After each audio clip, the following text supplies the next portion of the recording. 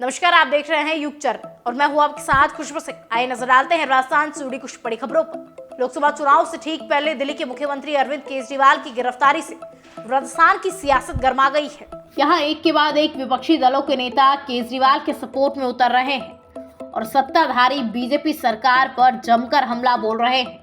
कांग्रेस नेता अशोक गहलोत द्वारा इस गिरफ्तारी को तानाशाही कदम बताए जाने के बाद अब राष्ट्रीय लोकतांत्रिक पार्टी के सुप्रीमो हनुमान बेनीवाल भी बीजेपी पर भड़क गए हैं। उन्होंने सोशल मीडिया पर अपनी एक पोस्ट के जरिए तीखी प्रतिक्रिया दी है और केंद्र सरकार पर भी सीधा निशाना साधा है। हनुमान बेनीवाल ने एक्स पर लिखा, विश्व के सबसे बड़े लोकतांत्रिक देश का नेतृत्व करने वाली सरकार द्वारा दिल्ली के मुख्यमंत्री अरविंद केजरीवाल की गिरफ्तारी करवाना ये इंगित कर रहा है कि आने वाले लोकसभा के आम चुनाव से पहले केंद्र सरकार ईडी, इनकम टैक्स और अन्य स्वतंत्र संस्थाओं का जमकर दुरुपयोग करने वाली है, जैसा कि वो विगत 2-3 वर्षों से करती आ रही है। इस तरह एक मुख्यमंत्री की गिरफ्तारी करवाना संवैधानिक व्यवस्था का अपमान है और केंद्र में बैठी भाजपा की सरकार अपने निम्न स्तर पर आ गई है।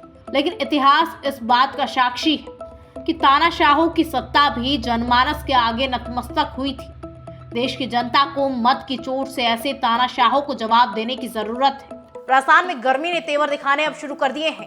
बाड़मेर, जैसलमेर, जालोर और जोधपुर में कल दिन में झुलसा देने वाली गर्मी रही। इन जिलों में दिन का तापमान 37 डिग्री सेल्सियस से ऊपर दर्ज किया गया। सबसे ज्यादा गर्मी बाड़मेर में रही, जहां का पारा 39.2 डिग्री सेल्सियस तक पहुंच गया। मौसम विशेषज्ञों का कहना है कि अगले 2-3 दिन में तापमान 40 डिग्री सेल्सियस से ऊपर जा सकता है। मौसम केंद्र जयपुर की ओर से जारी फोरकास्ट में 26 मार्च से राजस्थान के मौसम में बदलाव के संकेत थे। एक वेस्टर्न डिस्टर्बेंस राजस्थान में एक्टिव हो सकता है। इस सिस्टम के असर से प्रदेश में बादल छाने के साथ साथ कहीं कहीं हल्की बारिश या बूंदाबांदी हो सकती है। पश्चिमी जिले बाड़मेर में कल दिन में झुलसा देने वाली गर्मी रही।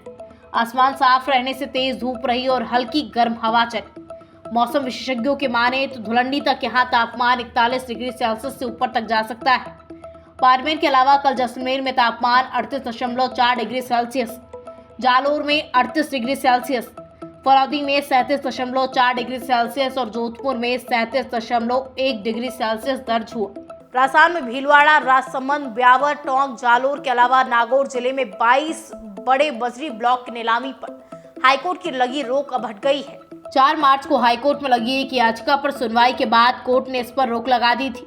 ये नीलामी 12 से 14 मार्च के बीच होनी थी, लेकिन अब खान विभाग इन नीलामी के लिए नए सिरे से तारीख जारी कर सकता है। हालांकि इसके लिए पहले निर्वाचन आयोग से अनुमति लेनी पड़ेगी। वहीं जयपुर में बजरी सप्लाई प्रभावित होने से कीमतें बढ़ रही है। दरअसल जोधपुर में जिले की रिपोर्ट नहीं आने का हवाला देकर याचिका दायर की गई थी। इसके बाद हाईकोर्ट ने खनन की प्रक्रिया पर रोक लगा दी थी। गुरुवार को सुनवाई के बाद हाईकोर्ट ने नीलामी प्रक्रिया से रोक हटा दी। इस रोक के हटने से अब ये नीलामी प्रक्रिया फिर से शुरू होगी। 34 हेक्टेयर से लेकर 100 हेक्टेयर जमीन तक की लीज जारी की जाएगी।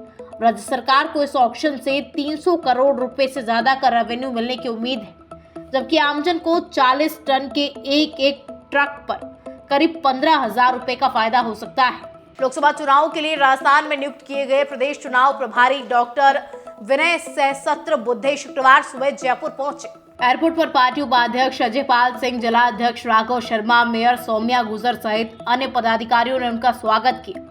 उसके बाद बीजेपी मुख्यालय में कोर कमेटी की बैठक हुई। कोर कमेटी की बैठक में सीएम भजनलाल शर्मा भी मौजूद रहे। इस दौरान चुनाव प्रभारी ने आगामी लोकसभा चुनाव को लेकर के चर्चा की। गौरतलब है कि बीजेपी ने राजस्थान में अब तक लोकसभा चुनाव को लेकर 15 प्रत्याशियों की घोषणा की है। शेष 10 सीटों पर प्रत्याशियों की घोषणा होना अभी बाकी है। ऐसे में आज प्रदेश चुनाव प्रभारी प्रत्याशियों को लेकर के भी बैठक में चर्चा की गई। इसके साथ ही लोकसभा चुनाव को लेकर बनाई गई चुनाव प्रबंधन कमेटी लोकसभा प्रभारियों के साथ भी डॉक्टर विनय सहस्त्रबुद्धे चर्चा करेंगे। इस दौरान चुनाव सह प्रभारी विजया रहाटकर और प्रवेश वर्मा भी मौजूद रहे। गुरुवार को लोकसभा चुनाव को मद्देनजर रखते हुए बीजेपी ने राष्ट्रीय कार्य समिति के सदस्य डॉक्टर विनय सहस्त्रबुद्धे को प्रदेश का चुनाव प्रभारी नियुक्त किया था। इसके साथ ही विजय रहाटकर और पूर्व सांसद प्रवेश वर्मा को राजस्थान में सह प्रभारी नियुक्त किया गया है। लोकसभा चुनाव से ठीक पहले आयकर विभाग ने कांग्रेस पार्टी के सभी बैंक खाते फ्रीज कर दिए हैं। जिसके कारण अब कोई भी लेन देन नहीं किया जा सकता। इसको लेकर कांग्रेस में हड़कंप की स्थिति है। शुक्रवार को राजस्थान के पूर्व मुख्यमंत्री अशोक गहलोत, कांग्रेस प्रदेश अध्यक्ष गोविंद सिंह डोटासरा और नेता प्रतिपक्ष टीकाराम जूली ने प्रेस कॉन्फ्रेंस करते हुए केंद्रीय एजेंसियों की इस कार्यवाही पर सवाल उठाया है। इस दौरान गहलोत ने कहा कि डिजिटल इंडिया में आज अगर किसी के बैंक खाते सीज हो जाए तो क्या वो शख्स व्यापार कर सकता है, क्या वो परिवार चला सकता है? आप कल्पना करके देखिए, ये मुद्दा आज गांव-गांव तक पहुंच चुका है। इस सरकार को ले डूबेगा। इन्होंने कांग्रेस के बैंक खाते सीज किए, वो भी बिना किसी कारण। गहलोत ने कहा कि अगर मैं आंकड़ों की बात करूं तो 2017-18 में कांग्रेस को 199 करोड़ रुपए मिले थे। उनमें से सिर्फ 14,40,000 रुपए की राशि नगद बैंक खाते में जमा की गई थी, जबकि बाकी राशि चेक के माध्यम से थी। आगे गहलोत ने यह भी बताया कि पहले कानून था कि आप सिर्फ 20,000 रुपए तक ही किसी पॉलिटिकल पार्टी को पैसा दे सकते हैं, लेकिन बाद में इस कानून को बदलकर नगद राशि दान करने की लिमिट मात्र 2,000 रुपए कर दी गई थी। ऐसे में बहुत लोगों तक ये जानकारी नहीं पहुंची, इसलिए कांग्रेस के खाते में 14,40,000 रुपए नगद जमा हो गए, जो नए नियम के कैश लिमिट से ज्यादा थे। इसी के चलते बीजेपी ने कांग्रेस के बैंक खाते में जमा 285 करोड़ रुपए फ्रीज करा दी। उस खाते में यूथ कांग्रेस का भी पैसा था।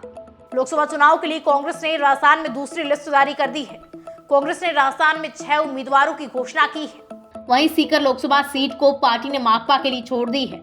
इस लिस्ट को मिलाकर कांग्रेस अब तक राजस्थान की 25 लोकसभा सीटों में से 15 सीटों पर प्रत्याशियों का ऐलान कर चुकी है। कांग्रेस ने जयपुर सीट से सुनील शर्मा को टिकट दिया है, जबकि झालावाड़ 12 से उर्मिला जैन को टिकट दिया है। इसमें सबसे चौंकाने वाला नाम सुनील शर्मा का है, क्योंकि सुनील शर्मा का नाम पहले सियासी गलियारों में सुना नहीं था, लेकिन कांग्रेस ने सुनील शर्मा को टिकट देकर लाइमलाइट में ला दिया है। दरअसल सुनील शर्मा सुरेश ज्ञान विहार यूनिवर्सिटी जगतपुरा के मालिक हैं। वो लंबे समय से विश्वविद्यालय चला रहे हैं। सियासी जानकारों का कहना है कि सुरेश शर्मा को टिकट देकर कांग्रेस ने एक तीर से कई निशाने साधे हैं। पार्टी ने ब्राह्मण वर्ग को लुभाने के लिए सुनील शर्मा पर दांव खेला है। वहीं हाड़ौती के बड़े नेता प्रहलाद गुंजल कांग्रेस में शामिल हो गए हैं, लेकिन कोटा का नाम फिलहाल वेटिंग पर रखा गया है। बताया जा रहा है कि कांग्रेस गठबंधन के लिए कुछ और सीटें भी छोड़ सकती है। राजस्थान से जुड़ी तमाम खबरों को देखने के लिए बने रहिए हमारे साथ युग चरण पर। तब तक के लिए नमस्कार।